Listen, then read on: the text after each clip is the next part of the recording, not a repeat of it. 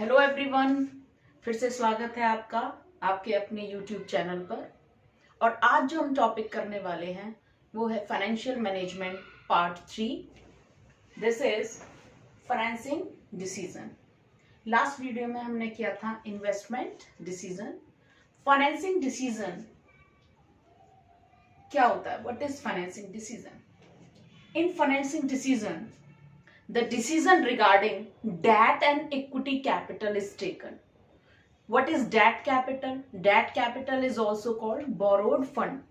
कि कंपनी में कितना पैसा हम borrowed sources से लेंगे और कितना मनी हम ऑनर्ड sources से लेंगे।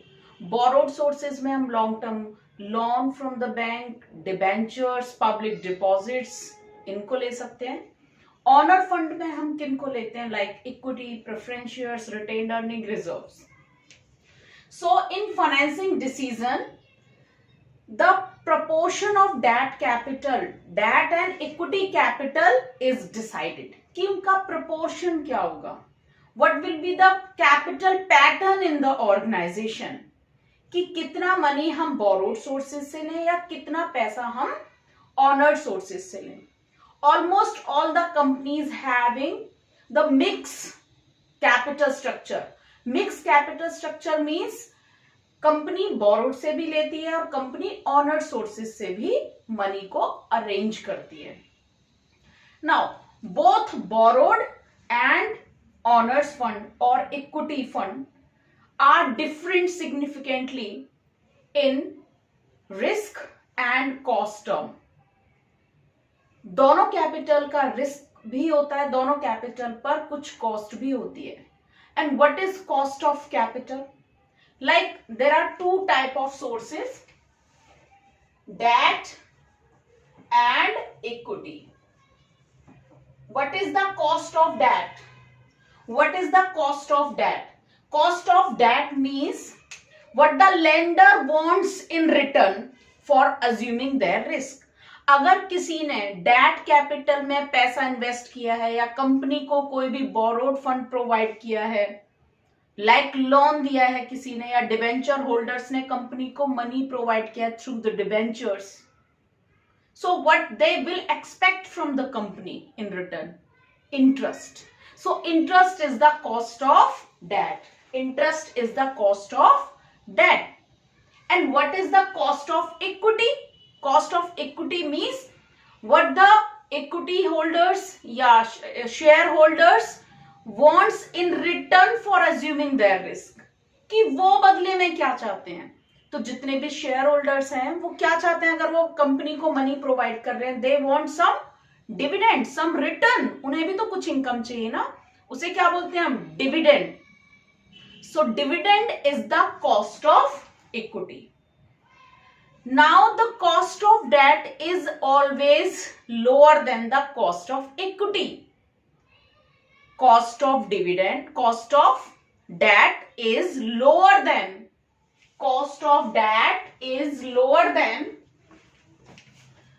cost of debt is lower than the cost of equity. What does it mean? Means interest rate हमेशा क्या होता है? इक्विटी से क्या होगा? कम ही होता है। Why? Because from the point of view of investor जो डेट होते हैं वो कम रिस्की होते हैं, because they are assured, debenture holders और the lenders are assured that they will be paid interest irrespective of companies earning profit or not. Company को profit है या नहीं है, इंटरेस्ट की पेमेंट तो की जाएगी, as well as their money will be repaid at the time of maturity. उनका पैसा भी वापस किया जाएगा। But there is no any legal obligation in the case of equity. Means dividend will be paid to the equity shareholders or preference shareholders is not compulsory.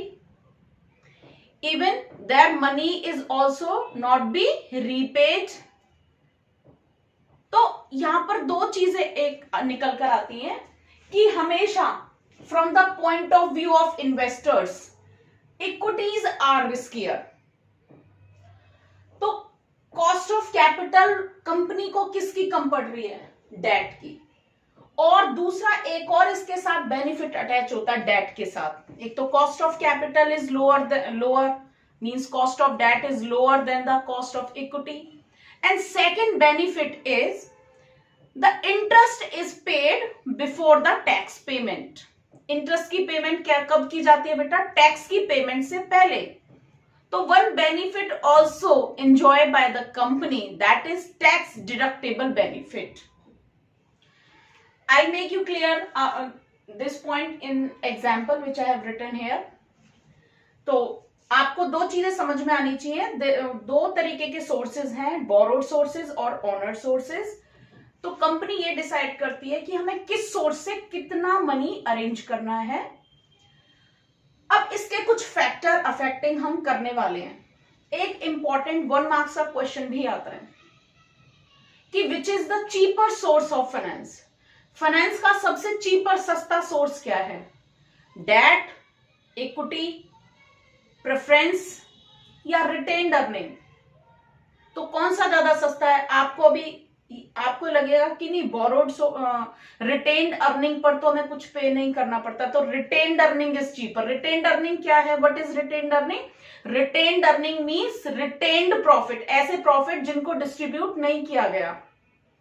तो उस profit पर तो किसी को ना इंटरेस्ट देना पड़ रहा है ना डिविडेंड देना पड़ रहा है, बट ऐसा नहीं है। Retained earning is the share of the share holders, वो उनका हिस्सा है which the company has retained.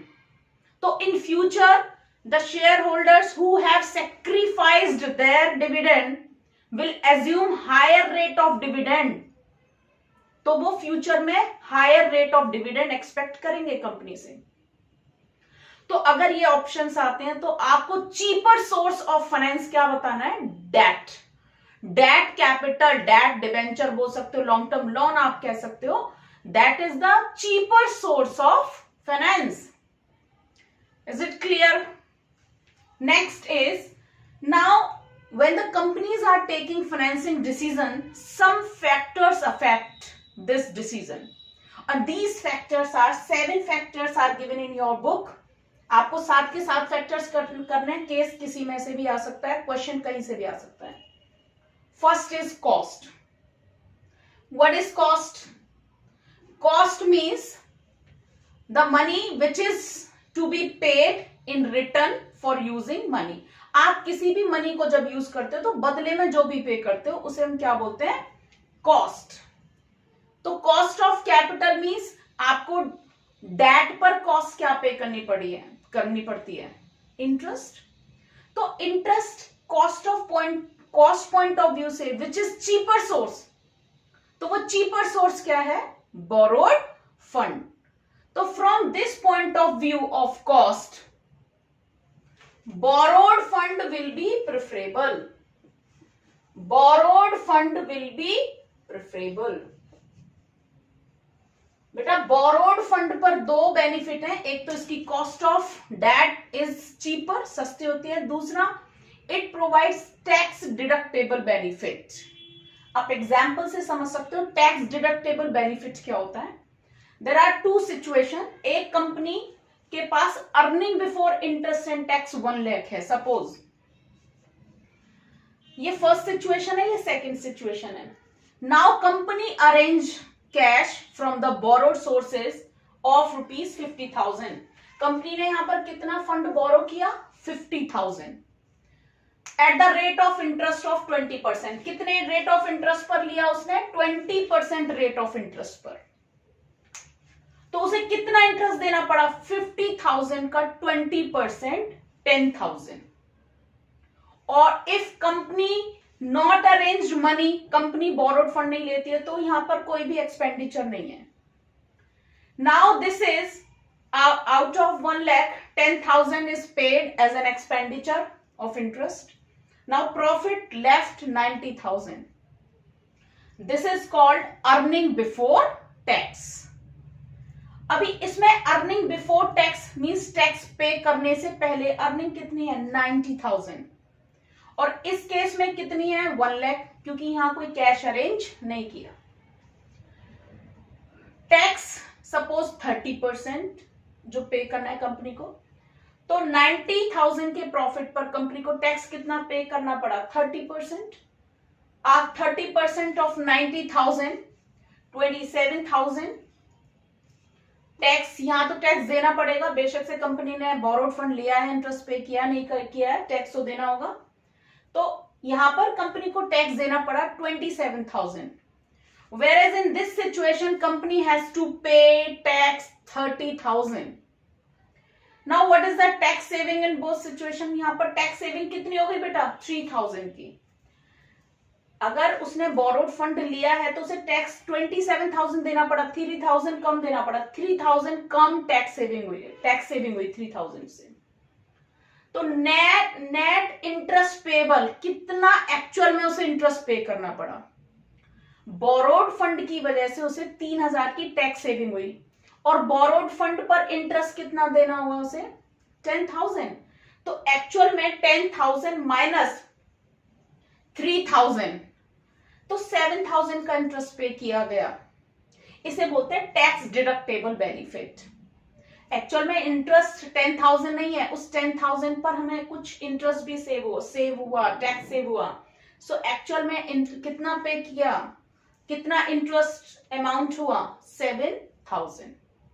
7,000 50,000 का कितना है 14%, तो हमें रेट ऑफ इंटरेस्ट एक्चुअल में 20% नहीं है, that is 14% due to the tax saving. This is called tax deductible benefit. आप इस एग्जाम्पल से समझ सकते हो। सेकेंड पॉइंट आएंगे बेटा, second point is risk. Second point is risk. Now what is risk? Every source of finance have some risk as well. Now there are two type of risk in all organization: financial risk and business risk. Financial risk means when business is unable to meet interest payment, fixed financial charge, this is called fixed financial charge, interest payment, dividend on preference shares, and repayment obligation. Repayment obligation means the principal amount will be repaid at maturity period. So this is financial risk. Financial risk क्या होता है, जब कोई भी business के पास इतनी earning नहीं है कि वो इंटरेस्ट की भी पेमेंट कर पा रहा है, या डिविडेंड प्रेफरेंस शेयर का डिविडेंड फिक्स्ड डिविडेंड भी पे नहीं कर पा रहा है, और रीपेमेंट भी नहीं कर पा रहा है मैच्योरिटी डेट पर, तो इसे बोलते हैं financial risk. Now business risk क्या है, operating risk means business is not having sufficient revenues or earning to meet its day-to-day expenditure or the expenditures to operate the business. If any company is having already highly financial risk and business risk, it must not adopt or it must not raise fund from the borrowed sources. Because already business के ऊपर इतना risk है तो उसको एक और risk add नहीं करना चाहिए। तो अगर किसी भी कंपनी पर रिस्क फैक्टर ज्यादा है, सो from the risk point of view, if risk is great more, upward arrow means risk is more, than less borrowed fund will be preferred. Borrowed fund से मनी अरेंज नहीं करेंगे, ये आप इस तरीके से डायग्राम भी बना सकते हो। From the risk point of view, borrowed fund will not be preferred because one more financial risk will add, एक और रिस्क ऐड हो जाएगा, क्योंकि बोरोड फंड के साथ मैंने बताया था आपको लीगल ऑब्लिगेशंस हैं, और वो क्या है, interest will be paid at any cost and amount will be repaid at the maturity period at any cost. तो सेकंड पॉइंट आपको क्लियर हो गया होगा बेटा. Next third is flotation cost. And what is flotation cost? Flotation cost all the money which is spent on raising fund.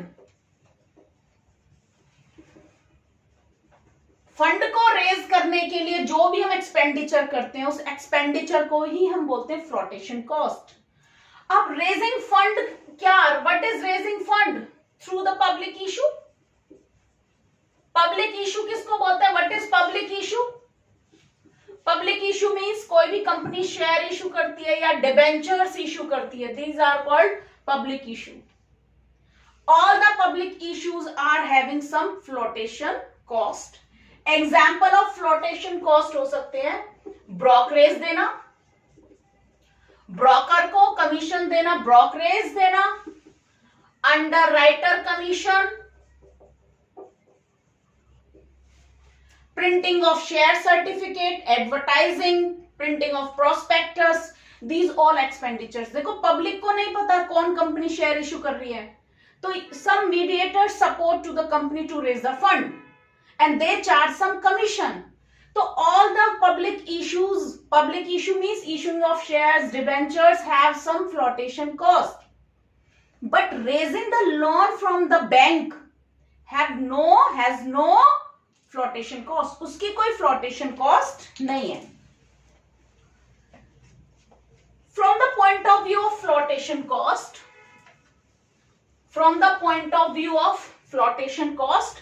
which is more preferable? तो इसमें क्या जाएगा? Bank loan. आप बैंक लोन बोल सकते हो इसको, आप इसको बोरोड फंड या डेट कैपिटल भी बोल सकते हो. डेट कैपिटल है बैंक लोन. बोरोड फंड, वैसे तो बोरोड फंड डिबेंचर भी है, but debentures is the borrowed fund, but money is arrange through the public issue which has some flotation cost. So from the flotation cost bank loan will be preferred. तो ये factor affecting में हम ये देख रहे हैं कि किस पॉइंट ऑफ व्यू को हमको ध्यान देना है और किस सोर्स से हमें कितना अमाउंट अरेंज करना है. Next is cash flow position. किसी भी ऑर्गेनाइजेशन की अगर स्ट्रॉन्ग कैश फ्लो पोजीशन है, strong cash flow position is called means company is having sufficient cash, company is having liquidity, company is having good return, cash inflow और outflow continue है, तो that company is in the condition to pay its interest. Company देखो interest pay करने के लिए cash चाहिए, तो interest जब भी पे होगा ना जब कैश होगा. तो अगर कंपनी की स्ट्रॉन्गर कैश फ्लो पोजीशन है, then more borrowed fund can be raised. If weak cash flow position, then less borrowed fund. फिर नहीं लेंगे borrowed fund से मनी. क्यों नहीं लेंगे? क्योंकि weak cash flow position है, कंपनी के पास कैश अवेलेबल नहीं है. जब कैश नहीं है, कंपनी के पास लिक्विडिटी नहीं है, तो इंटरेस्ट की पेमेंट कहां से होगी? रीपेमेंट कहां से किया जाएगा? वो प्रिंसिपल अमाउंट कैसे लौटाया जाएगा? तो less borrowed fund must be taken. आप ये डायग्राम्स बना सकते हो बेटा. नेक्स्ट फैक्टर अब करेंगे हम fix operating cost. What is called fix operating cost? Fix operating cost means some business are having fix operating cost means building rent, insurance premium और interest payment. So if company is having already high fixed operating cost, company को बहुत सारी payment करनी पड़ती है, तो उसको borrowed fund नहीं लेना चाहिए. It should not prefer borrowed fund. मतलब लेना तो चाहिए, but some amount should be taken which can be paid at time. So from this point of view, देखो कोई बिजनेस है, उसकी अपनी बिल्डिंग है, तो एक तो उसकी फिक्स ऑपरेटिंग कॉस्ट ये बच गई.